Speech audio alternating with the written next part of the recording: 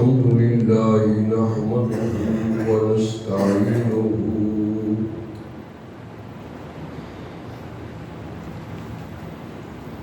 ونستغفره ونؤمن به ونتوكل عليه ونعوذ بالله من شرور أنفسنا ومن سيئات أعمالنا من يهده الله فلا مضل له ومن يضلله فلا هادي له ونشهد أن محمدا عبده ونشهد أن لا إله إلا الله وحده لا شريك له ونشهد أن محمدا عبده ورسوله أما بعد أعوذ بالله من الشيطان الرجيم بسم الله الرحمن الرحيم واذكر في الكتاب إبراهيم إنه كان صديقا نبيا إذ قال لأبيه يا أبت لم تعبد ما لا يسمع ولا يبصر ولا يغني عنك شيئا يا أبت إني قد جاءني من العلم ما لم يأتك فاتبعني أهدك صراطا سويا يا أبت لا تعبد الشيطان إن الشيطان كان للرحمن عصيا يا أبت إني أخاف أن يمسك عذاب من الرحمن فتكون للشيطان وليا قال أراغب أنت عن آلهتي يا إبراهيم لئن لم تنتهي لأرجمنك واهجرني مليا قال سلام عليك سأستغفر لك ربي إنه كان بي حفيا وأعتزلكم وما تدعون من دون الله وأدعو ربي عسى ألا أكون بدعاء ربي شقيا صدق الله مولانا العظيم قال رب اشرح لي صدري ويسر لي أمري واحلل عقدة من لساني يفقه قولي اللهم صل على محمد وعلى آل محمد كما صليت على إبراهيم وعلى آل إبراهيم إنك حميد مجيد۔ توحید تو یہ ہے کہ خدا معاشر میں کہہ دے، توحید تو یہ ہے کہ خدا معاشر میں کہہ دے یہ بندہ دو عالم سے خفا میرے لیے ہے، یہ بندہ دو عالم سے خفا میرے لیے ہے۔ محترم سامعین، بعد از حمد و صلات آج سیدنا ابراہیم علیہ السلام مواحد اعظم، خلیل اللہ، ابو الانبیاء، سیدنا حضرت ابراہیم علیہ السلام کا تذکرہ آپ نے اپنے باپ سے کیسے مناظرہ کیا، اپنی قوم سے کیسے مناظرہ کیا، اور اللہ کے جو توحید کے دلائل ہیں وہ ابراہیم علیہ السلام نے کیسے پیش کی، ان پر انشاءاللہ اللہ کی توفیق کے ساتھ ہم چند معروضات پیش کریں گے۔ دعا ہے کہ اللہ شرح صدر عطا فرمائے اور عمل کرنے کی توفیق عطا فرمائے۔ جیسے کہ روایات میں ہے یہ ذوالحجہ کا مہینہ ہے اور قربانی کے علاوہ اللہ کو کوئی اور چیز پسند نہیں ہے۔ آج کل کی راتیں اور رمضان کے دن برابر ہیں۔ فرمایا ذوالحجہ کی 10 راتوں کو ذکر، عبادت، تسبیح، تحلیل کر کے راتوں کو زندہ رکھو، اور فرمایا کہ جو عرفے کے دن کا روزہ رکھتا ہے اس کو اللہ جل مجدہ اتنی عظمت دیتا ہے، اتنی عظمت جو تمہارے تصور میں نہیں ہے۔ روایات کے یہ لفظ ہے، اس میں لکھا ہے کہ جو آدمی ان مہینوں میں، یہ جو جا رہا ہے ذوالحجہ کا مہینہ، اس مہینے میں اللہ کی عبادت کرتا ہے اللہ اس کے سارے گناہ معاف فرما دیتا ہے۔ فرمایا کہ جو تم ذبح کرتی ہو جانور، اس کا خون زمین پہ گرتا ہے اور تمہارے سارے گناہ اللہ دھو دیتا ہے۔ ابراہیم علیہ السلام کے تذکرے سے پہلے میں ضروری سمجھتا ہوں اس ماحول کا ذکر کروں۔ وہ کیا ماحول تھا؟ آخر ابراہیم علیہ السلام کو کیوں بھیجا گیا؟ مقصد کیا تھا؟ آپ حضرات جو دور سے تشریف لاتے ہیں، آپ قرآن سننے کے لیے آتے ہیں، میرا بھی جی چاہتا ہے جو آئے مایوس ہو کر نہ جائے، اپنے دامن میں قرآن کے موتی لے کر جائے۔ سیدنا ابراہیم علیہ السلام نے جہاں تک ابراہیم کے نفس کا تعلق ہے وہ خدا کے حوالے کر دیا، جو تو چاہے گا میں وہ کروں گا۔ گویا اپنے آپ کو ابراہیم علیہ السلام نے اللہ کے حوالے کر دیا۔ جہاں تک جان کا تعلق ہے وہ آپ کے حوالے کر دیا، اللہ کی رضا کے لیے، اللہ کی رضا کے لیے آپ کے حوالے کر دیا۔ اور جہاں تک اولاد کا تعلق ہے ان کو چھری کے نیچے کر دیا،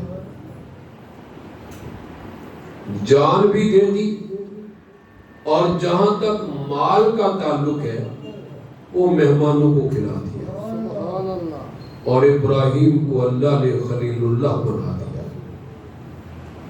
یہ بلند مرتبہ وہی دیتا ہے جو رب کائنات ہے۔ علماء نے لکھا ہے کہ بابل میں، کوسا میں ابراہیم علیہ السلام کی پیدائش ہوئی۔ اس سے قبل نمرود وقت کو ایک خواب آیا، آپ کو شاید علم نہ ہو، 1000 سال نمرود نے حکومت کی ہے اور انتہائی ظالم اور انتہائی جفاکار تھا۔ ظلم کرنے میں اس کو مزہ آتا تھا اور ظلم سہنے میں خلیل اللہ کو مزہ آتا تھا۔ سبحان اللہ۔ کچھ لوگوں کو ظلم کرنے کا چسکا ہے، کچھ لوگوں کو ظلم سہنے کی عادت پڑی ہوئی ہے۔ تو سیدنا ابراہیم علیہ السلام نے اپنی توجہ میں ایک طرح مبذول کرو، کرسی ہوئی 4 ٹانگوں والی ہے، جو تم نے پہلے بھی دیکھی ہے، ضرورت ہوئی تو میں اپنے پاس ایک کرسی رکھ لیا کروں گا۔ ابراہیم علیہ السلام جب پیدا ہوئے اس سے قبل نمرود وقت نے خواب دیکھا، ایک ستارہ ہے اور جس کی روشنی سورج اور چاند کے برابر ہے۔ یہ لرز کیا، اس نے اپنے معبرین سے پوچھا، تعبیر کرنے والوں سے، کہ آج یار میں نے ایک نیا خواب دیکھا ہے، چمکتا ہوا ستارہ، تیز روشنی۔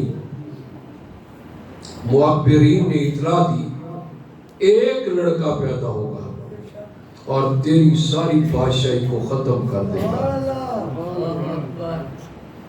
جب یہ لفظ سنے تو نمرود نے حفظ ما تقدم کے لیے تمام انتظامات مکمل کر لیے۔ یہ تفسیر مظہری نے لکھا ہے۔ ایک اور روایت ہے جو تفسیر مظہری نے لکھی ہے کہ جب یہ نمرود بادشاہ بنا تو اس نے کہا کہ ایک تاج بنایا جائے اور وہ تاج مجھے پہنایا جائے، اور لوگوں کو کہا کہ مجھے سجدہ کرو، میں خدا ہوں۔ اللہ کسی کا دماغ خراب نہ کرے۔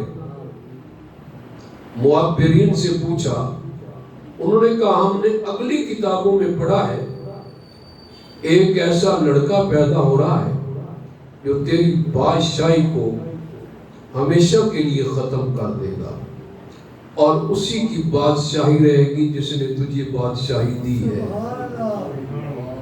2 خواب، یہ دونوں تفسیر مظہری نے لکھے ہیں۔ اس نے شہر میں پابندی لگا دی، عورت اور مرد کا اختلاط بند کر دیا، ملنا۔ اللہ فرماتے ہیں کہ کیا تیرے اس طریقے کار سے اور تیری اس پابندی سے ابراہیم دنیا میں نہیں آئے گا؟ اب تو آئے گا اور ہم لائیں گے۔ وہ آئے تو قربانی کا مزہ آیا، وہ آئے تو ذوالحج کے مہینے کی تعریف رسول اللہ نے فرمائی۔ وہ تو آئیں گے، روک لو جو روکنا ہے۔ آج کل یہ لفظ بڑا چلا ہے، روک لو روکنا ہے۔ انہوں نے روکنے کی کوشش کی، پولیس، فوج، نمرود وقت، سب نے مل کر کوشش کی کہ ابراہیم علیہ السلام دنیا میں اونچی آواز سے عرش والے نے کہا وہ آئے، روک لو، اگر تم میں یہ جرت ہے تو روک کر دکھاؤ۔ آخر وہ وقت آ گیا کہ اس کی ماں نے اس کو جنم دیا۔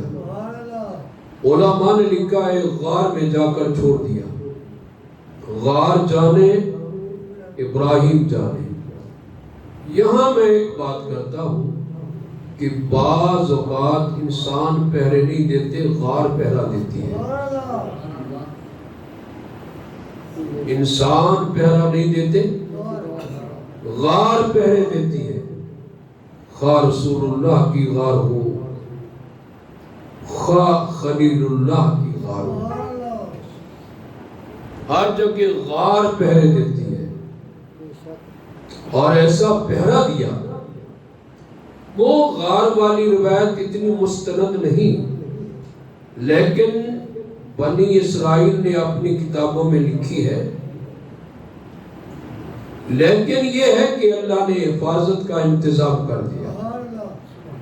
ماں آتی، شہزادے کو دیکھتی، پیار کرتی، اور انگوٹھوں کو دیکھتی، کسی سے شہد رس نکل رہا ہے اور کسی سے دودھ نکل رہا ہے۔ بچپن گزرا، بڑا حسین گزرا۔ بچپن میں ابراہیم علیہ السلام آہستہ آہستہ جوان ہو رہے ہیں تاکہ اس ملک کے مذہب کو اور اس ملک کے نظریے کو وہ کچھ دیں جو عرش سے آئے، وہ کچھ دیں جو عرش سے آئے۔ ابراہیم علیہ السلام اور پیدا کس کے گھر ہوئے؟ آزر کے۔ کس کے گھر؟ علماء نے دو نام لکھے ہیں، تعرق بھی لکھا ہے، آزر بھی لکھا ہے۔ بعض نے کہا ہے ایک نام اصلی ہے، ایک صفت ہے۔ تعرق نام ہے، آزر صفت ہے۔ آزر کہتے ہیں پیر فرتوت کو جو بت کا پجاری ہو، جو بت کا۔ اور لطف کی بات یہ ہے اللہ نے خلیل کو اس گھر میں بھیجا جہاں خدا بنتے تھے، جہاں بت شکن کو وہاں بھیجا جو بت گھر تھے، جن کے گھر میں بتوں کی تعمیر ہوتی تھی، تخلیق ہوتی تھی۔ ابراہیم علیہ السلام آہستہ آہستہ جوان ہو رہے ہیں، ابھی مکمل نہیں ہوئے تھے۔ قرآن کے لفظ ہیں کہ ہم نے پہلے ہی سے، بچپن ہی سے ابراہیم علیہ السلام کو ایسے دلائل دیے جس کے مقابلہ کرنے کی کسی کی جرت ہی نہیں تھی۔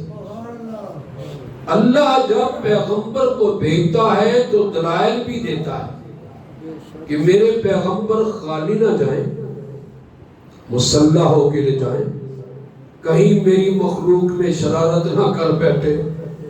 کسی کو ڈنڈا دے کر بھیجا، کسی کو قرآن دے کر بھیجا، خلیل کو دلائل دے کر بھیجا۔ دل کا حجتنا، یہ ہمارے دلائل ہیں، آپ لے جا۔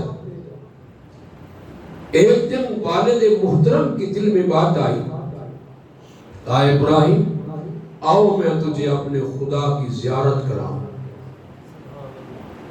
ابراہیم علیہ السلام سوچنے لگ گئے اور دل میں پہلے ہی تھا کہ میرا خدا یہ نہیں وہ ہے، اتنی پابندیوں میں جس نے مجھے پیدا کیا۔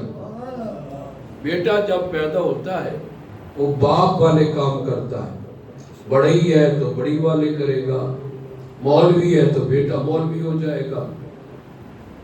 اللہ یہ دیکھنا چاہ رہا ہے کہ باپ مشرک اعظم ہے، بیٹا موحد اعظم ہے۔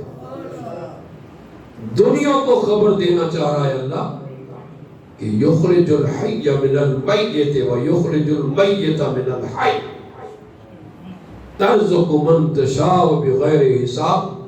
میری مرضی ہے نا، جب تم یہ نہیں کر سکتے آگے کیا کرو گے؟ خشت اول جون حد میں مارے کچ، تمہاری اینٹ کی ٹیڑھی ہے۔ ماں بیٹا آزر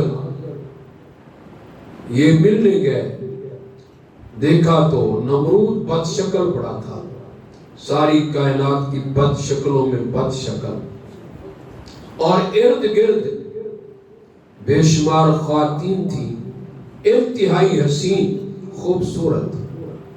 تو ابراہیم علیہ السلام نے کہا کہ خدا تمہارا کہاں ہے؟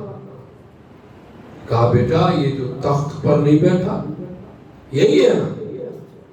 کہا افسوس یہ ہے کہ خدا بدصورت ہے اور مخلوق بڑی صورت مند ہے، خوبصورت ہر طرف چارے طرف کھڑی ہے اور خدا بدصورت ہے۔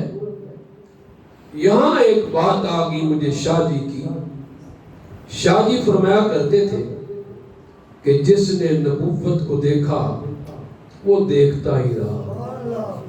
رسول اللہ کو اللہ نے وہ حسن دیا تھا جو ہمارے اور تمہارے تصور سے بالاتر ہے۔ اس لیے کسی نے کہا کہ جس کا نبی اتنا حسین ہو اس کا خدا کتنا حسین ہوگا۔ جس کا نبی اتنا حسین ہو اس کا خدا کتنا حسین ہوگا۔ لیسا کمثلہ شیء، اللہ کا کوئی مقابلہ نہیں ہے۔ یہ ابتدا تھی، ملاقات تھی جس سے بڑی کبیدہ خاطر ابراہیم علیہ السلام لوٹے اور یہ تہیہ کر لیا تختہ دار کو چوم لوں گا لیکن اللہ کی توحید بیان کرنے سے باز نہیں آؤں۔ تمہارے علم میں نئی بات لاتا ہوں، پورے بابل میں عراق میں 3 آدمی مسلمان تھے۔ کتنے؟ اونچی آواز سے۔ ایک حضرت ابراہیم علیہ السلام، ایک حضرت سارہ رضی اللہ تعالیٰ عنہ اور ایک لوط علیہ السلام۔ پورے ملک میں، اور پورا ملک دشمنوں کا، مشرکوں کا، طاقتوروں کا، دولت مندوں کا، ان کے اپوزٹ تھا، مخالف تھا۔ یہاں سے کامیاب وہی ہو سکتا ہے جس کو وہ کامیاب کرے۔ ظاہری اسباب ایسے نظر آتے ہیں کہ شاید ایک قدم بھی نہ چل سکے، لیکن عرش والا کہتا ہے زمین اس وقت تک اس کو نہیں چھوڑوں گا جب تک میرے ابراہیم کا نعرہ نہ بلند ہو۔ نعرہ کیا تھا؟ لا الہ الا اللہ۔ اونچی آواز، اور اونچی آواز۔ ذاکر ایک ہو نا اور 3 سننے والے ہو، سارا محلہ سرتی اٹھا لیتے ہیں جبکہ وہ جھوٹے ہیں۔ قرآن نے ابراہیم کا مشن پیش کیا ہے۔ یہاں جو میں اہم بات کر رہا ہوں بڑی قابل توجہ ہے۔ یہ میرے پاس قرآن ہے اور قرآن کے صفحہ 450 سورۃ صافات میں، سورۃ صافات میں اللہ اپنے پیغمبر کا مشن پیش کر رہا ہے۔ میرے پیغمبر کا مشن کیا تھا؟ اور سے کوئی پوچھے مولانا آپ کا کیا پروگرام ہے، کیا چاہتے ہو؟ اللہ کی قسم اٹھا کر کہہ رہا ہوں، پیغمبر کا ایک ہی مشن ہے کہ اللہ کی دھرتی پہ اللہ کا نام بلند۔ اللہ کی دھرتی پہ کوئی اور پیغمبر کا مشن، جہاں اجر کا تعلق ہے پیغمبر کہہ دیتا ہے ان اجریہ الا علی اللہ، میری جو مزدوری ہے تم نے نہیں دینی۔ پوچھئے بات، مزدوری اللہ نے دینی ہے، میں اس کا مزدور ہوں۔ اور تمہیں اللہ کا قرآن توحید اس لیے سناتا ہوں تم جہنم سے بچ جاؤ۔ ابراہیم علیہ السلام گھر میں گئے تو ماں اور باپ دونوں خدا بناتے تھے جو بابل میں فروخت ہوا کرتے تھے۔ آنکھ بھی خود بناتے تھے، ناک بھی خود بناتے تھے، چہرہ بھی خود بناتے تھے۔ اگر آنکھ ٹیڑھی ہو گئی خوبصورت پھر بنا کر بناتے تھے، توڑتے رہتے تھے، بناتے رہتے تھے، خلیل اللہ دیکھتے رہتے تھے۔ ذہن میں یہ آتا ہے کہ جن کو یہ بنا رہے ہیں یہ بھی اللہ کی مخلوق ہے اور ہم بھی اللہ کی، ہم ان کو سیدھا اگر کرتے ہیں یہ لوگ تو ان بتوں کو چاہیے کبھی کبھی بنانے والوں کو بھی سجدہ کریں۔ یہ ایک عقلی بات تھی۔ ابراہیم علیہ السلام نے باپ کو دیکھا اور قرآن نے وہ سارا نقشہ کھینچ کر اپنے سینے میں محفوظ کر لیا۔ قرآن کہہ رہا ہے کہ وَإِنَّ مِن شِيَعَتِهِ لَإِبْرَاهِيمَ، ابراہیم علیہ السلام اس مشن کے تھے جو مشن نوح علیہ السلام کا تھا۔ یہاں شیعہ کا معنی گروہ ہے، پیروکار، یعنی ابراہیم علیہ السلام نوح علیہ السلام کے پیروکار تھے۔ جیسے 950 سال نوح علیہ السلام نے اللہ کی توحید کا جھنڈا بلند رکھا، اسی طرح ابراہیم علیہ السلام نے بھی اپنی زندگی میں اللہ کی توحید کا جھنڈا۔ من شیعتے ہی، کوئی یہ نہ سمجھے کہ میرا مذہب بیان کیا جا رہا ہے، تمہارے تو لاکھوں خدا ہیں، ابراہیم کا ایک خدا تھا، تمہارے تو یہ بھی خدا 4 ٹانگوں والا جو مندر بنا کھڑا ہے، یہ بھی خدا۔ تم تو گلی کوچے کوچے میں حضرت علی کو خدا کے مقابلے سمجھتے ہو۔ قرآن کہہ رہا ہے نہیں، میرا ابراہیم ان من شیعتہ لابراہیم، وہ تو خلیل اللہ نوح علیہ السلام کی طرح گرہتا اور برستا تھا اور لوگوں کو کہتا تھا لا الہ، یہ ان کا جملہ تھا۔ پھر یہاں قرآن نے کہا اذ جاء ربہ بقلب سلیم، اللہ فرماتے ہیں ہم نے ابراہیم علیہ السلام کو ایسا دل دیا تھا جو صاف ستھرا اور نکھرا ہوا تھا، ایسا دل تھا صاف ستھرا، اللہ کی توحید سے بھرا ہوا، اس میں کینہ نہیں تھا، اس میں بغض نہیں تھا، وہ میری محبت سے بھرا ہوا تھا۔ دل دیا تو آلہ، جوانی دی تو آلہ، بیوی دی تو آلہ، اور اس ملک میں بھیجا جس ملک میں قطب شمالی اور 7 ستاروں کی پوجا ہوتی تھی۔ کتنی؟ 7 ستارے انہوں نے مقرر کر رکھے تھے، اور قطب شمالی کی طرح منہ کر کے آپ کوئی لفظ کہتے تھے، ان کی عیدیں بھی قطب شمالی کے تحت ستاروں کے لیے، ان کے نفل بھی ستاروں کے لیے، ان کا کام بھی ستاروں کے لیے، ان کی عبادت بھی ستاروں کے لیے۔ اللہ فرمایا میرا خلیل ذرا تکڑے ہو کے جانا، یہ پرانے بڈھے اور مشرک ہیں، ان میں بتلا دو ستارے کچھ نہیں، ستاروں کا خالق رب ہے۔ سبحان اللہ، ان میں ذہن میں ذہن میں ڈالو۔ ابراہیم علیہ السلام نے سب سے پہلے اپنے باپ کو عرض کی۔ قرآن وہ بیان کر رہا ہے، میرا جی چاہتا ہے میں آج قرآن کی بارش برساؤں اللہ کی مدد کے ساتھ۔ قرآن کیا کہہ رہا ہے سننا ذرا قرآن۔ یہ میرے پاس سورت مریم ہے۔ سورت مریم میں اللہ نے باپ بیٹے کا مناظرہ نقل کیا ہے۔ باپ کہتا ہے یہ بت تو نے بیچنے ہیں، سورس آف انکم ہے، یہ ہمارا سورس آف نیتی کیا ہماری ہے، یہ ہماری آمدن کا ذرائع ہے، یہ ہماری آمدن کے ذرائع ہیں۔ خلیل اللہ کہتا ہے نہیں، یہ جہنم کے ذرائع ہیں۔ معاشی طور پہ جو ہو سو ہو، اسی کو توڑنے کے لیے آیا ہوں۔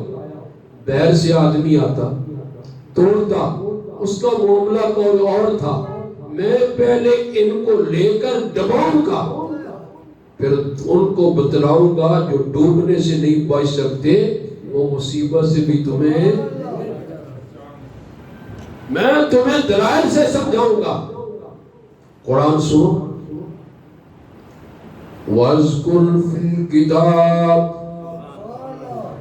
اونچی آواز سے، وَاذْكُرْ فِي الْكِتَابِ إِبْرَاهِيمَ،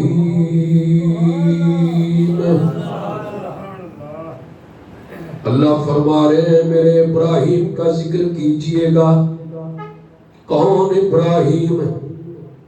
انہو کانا صدیقا نبیّا، میرے ابراہیم کا ذکر کیجئے جس سے صداقت بھی ناز کرتی ہے، نبوت بھی نازاں ہے۔ میرے خلیل اللہ کے ذکر کیجئے گا۔ اذ قال لأبی، جب میرے ابراہیم نے بغیر خوف کے، بغیر ڈر کے، بغیر کپ کپی کے، اذ قال لأبیہ یا ابت، کہا ہے میرے ابو جان، یہ نہیں کہا مشرک میری بات سن، بڈھا میری بات سن، پیر فرتوت میری بات سن، ادب و احترام کا پہلو بھی نہیں چھوڑا، اللہ کی توحید پر بھی کمپرومائز نہیں کیا۔ یا ابتی لم تعبد ما لا يسمع ولا يبصر ولا يغني عنك شيئا۔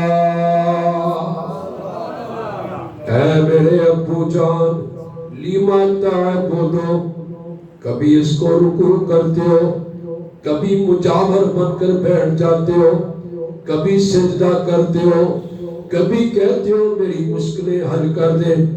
ابو تیرے دماغ کو کیا ہو گیا؟ عقل و فکر کہاں چلی گئی؟ آپ نے بنایا، آپ نے اس کو سیٹ کیا، آپ نے آنکھ کہاں ناک بنائے خود آپ۔ میرا رب اس کے ناک بھی کوئی نہیں بناتا، کان بھی کوئی نہیں بناتا، وہ کان بھی بنانے والا، ناک بھی۔ اللہ کا قرآن کہہ رہا ہے لِمَ تَعْبُدُ، اللہ میاں میرا جو رب ہے وہ ہر ایک کی سنتا ہے، دریاؤں میں ہوں پھر بھی سنتا ہے، غاروں میں ہوں پھر بھی، اگر سمندروں میں ہوں پھر بھی، اگر یقین نہ آئے تو اللہ کا قرآن لے کر بیٹھا ہوں، سورت مریم اور صفحہ نمبر 309، اللہ فرماتے ہیں سورت مریم میں لِمَ تَعْبُدُ مَا لَا يَسْمَعُ وَلَا يُبْصِرُ وَلَا يُغْنِي عَنْكَ شَيْئًا۔ کیوں ابا، یہ جس کو تو پکارا ہے سنتا بھی نہیں، دیکھتا بھی، تو نے آنکھیں لگائی ہے رب نے، تیری آنکھیں جو لگی ہوں ان میں تو بینائی نہیں ہوگی، اور رب کی آنکھوں میں بینائی ہوگی۔ تیرے کان لگے ہوئے اس میں قوت سنوائی بھی نہیں ہوگی، اور جو اللہ کان دیتا ہے ان میں قوت سنوائی بھی ہے۔ وَلَا يُغْنِي عَنْكَ شَيْئًا، میرے ابو جان یہ تیرے کسی کام کے نہیں، نہ تیری بخار دور کر سکتے ہیں، نہ تیرا دکھ دور کر سکتے ہیں، نہ تیری پریشانی دور کر سکتے ہیں۔